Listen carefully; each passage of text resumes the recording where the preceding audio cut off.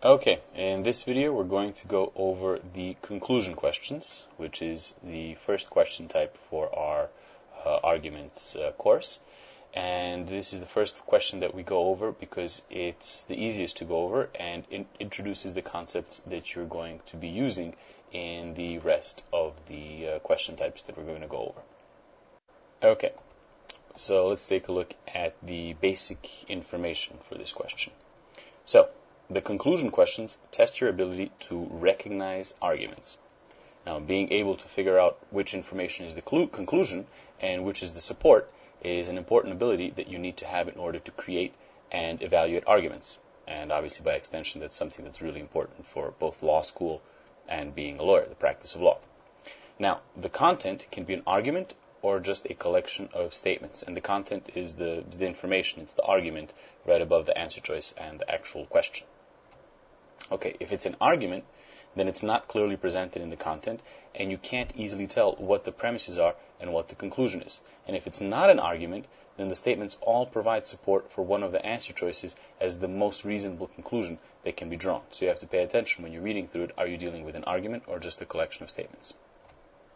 Okay, and the correct choice best states the main conclusion for the info in the content. Obviously, you're looking for the answer choice. They'll tell you that'll give you the actual conclusion for that for the content. Okay, these questions appear regularly in every test, so you're going to see them, more than once, 2 or 3 times per test, a couple of times per section probably. And the question has several different wording variations. So you might find which one of the following is the main conclusion of the argument, which one of the following provides a logical completion to the passage, which one of the following most accurately expresses the main conclusion drawn in the argument, etc. So anything that has the words main conclusion, main point, that kind of thing. Okay, so in terms of the right answer and wrong answer, the answer choices. The correct answers will either restate or rephrase the conclusion if it's found in the content. If there's no conclusion in the content, then the correct answer will incorporate elements from the argument to present a conclusion that the structure is pointing towards. So it's pretty straightforward. If there's a conclusion in the argument, that's what you're looking for in the correct choice. If not, then you're looking for something that encapsulates the information in the content.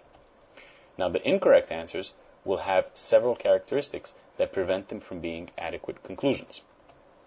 They'll add new information, so a conclusion can't contain new information since there's nothing to support that new information. Or they might have a shift in terms. A statement that seems to be the same as the conclusion but uses concepts that have subtly different meanings is concluding something else. Or they might use extreme language. Statements with 100% certainty are almost always incorrect. Or they might restate one of the premises. So you need to be especially careful with choices that restate a sub-conclusion as opposed to just a regular premise. So this is important. You should keep this information in mind because oftentimes you'll eliminate the incorrect answers just as much as you'll be able to see what the correct answer actually is. Okay, so let's take a look at a particular question.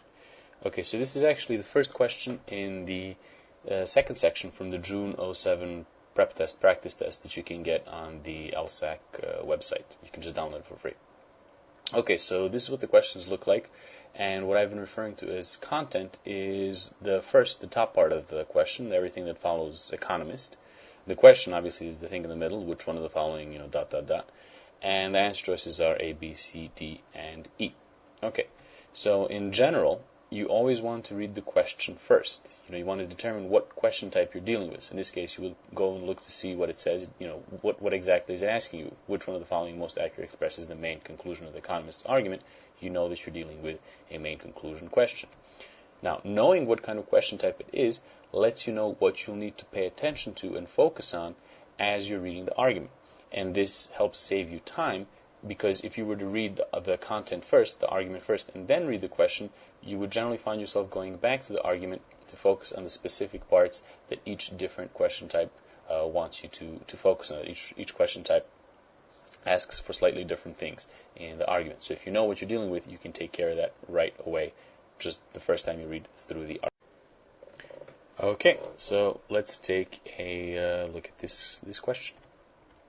So basically, we're going to go through it sentence by sentence to try and figure out its structure. That's what we need to do for these conclusion question types.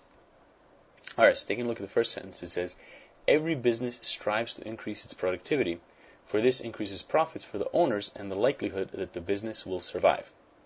Okay, so this first sentence talks about what all businesses try to do and why. They increase profits because it'll help them survive. So, businesses want to be more productive because they will get more profit and probably survive longer. All right. The second sentence says, but not all efforts to increase productivity are beneficial to the business as a whole. So this second sentence presents a potential problem. It brings up efforts to increase productivity and characterizes them as having negative consequences, not being good for business.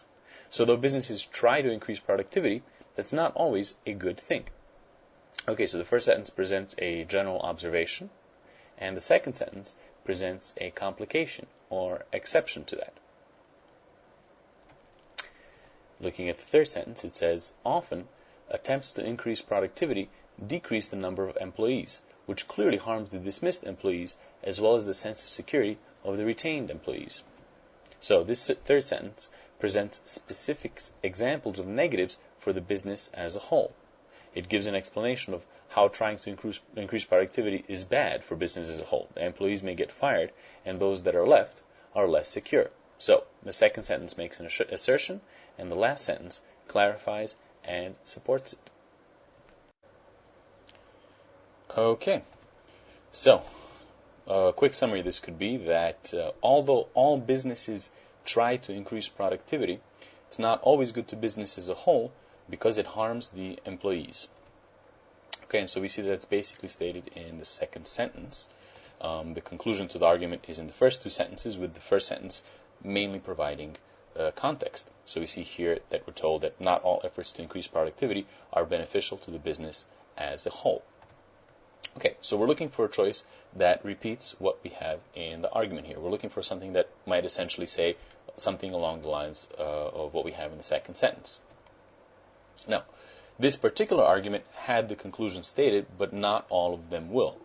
And in situations without the conclusion, you want to look for the choice that incorporates the main concepts into some sort of judgment or evaluation or some sort of summary, something that encapsulates, incorporates everything. And this is going to be key to pay attention to what might be incorrect answers. So remember, new information, shifts, extreme language, etc. That's the kind of stuff that you want to be careful of, or that you want to be on the lookout for to eliminate the incorrect choices. Okay, so let's take a look at the answer choices. So A says that if an action taken to secure the survival of a business fails to enhance the welfare of the business's employees, that action cannot be good for the business as a whole. Okay, so A is not a conclusion. It contains irrelevant information.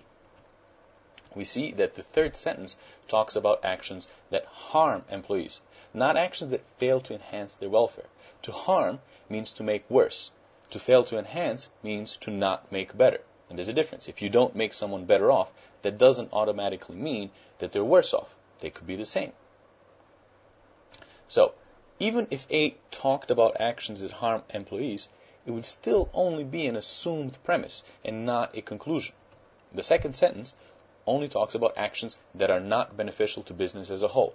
And the third sentence talks about actions that harm employees. So to connect those two sentences, you have to assume that if employees are harmed, then the business as a whole suffers. You have to connect those two concepts, the beneficial to business and the consequence for employees, harming employees.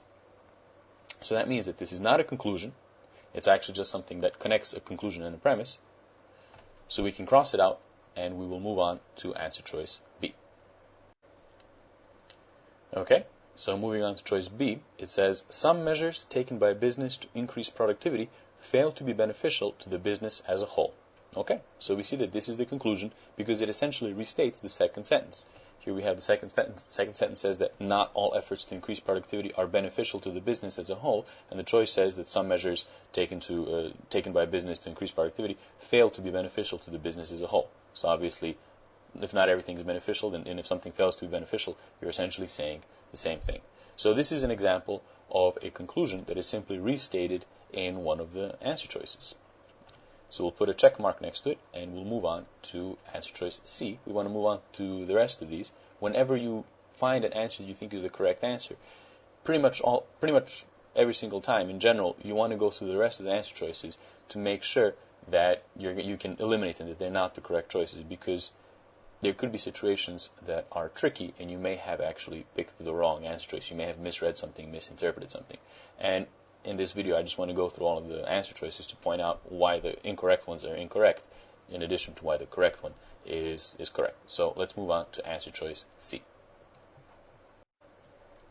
Okay, so moving on to C, it says, only if the employees of a business are also its owners will the interests of the employees and the owners coincide, enabling measures that will be beneficial to the business as a whole. Okay, so C is incorrect because of new information.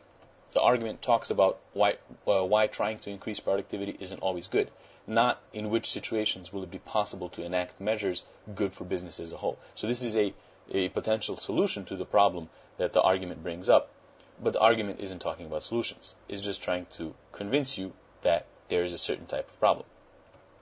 So we'll cross out C and we'll move on to D. Okay, D says that there is no business that does not make efforts to increase its productivity. Okay, so D is incorrect because it essentially restates information. So this choice restates the first part of the first sentence, but that's a context for the conclusion, not the conclusion as a whole. The conclusion isn't that businesses want to be productive. It's that there's going to be some sort of conflict, that those measures are not going to be beneficial to the business as a whole, which is in B. Okay, so we can cross out D as well, and we'll move on to E.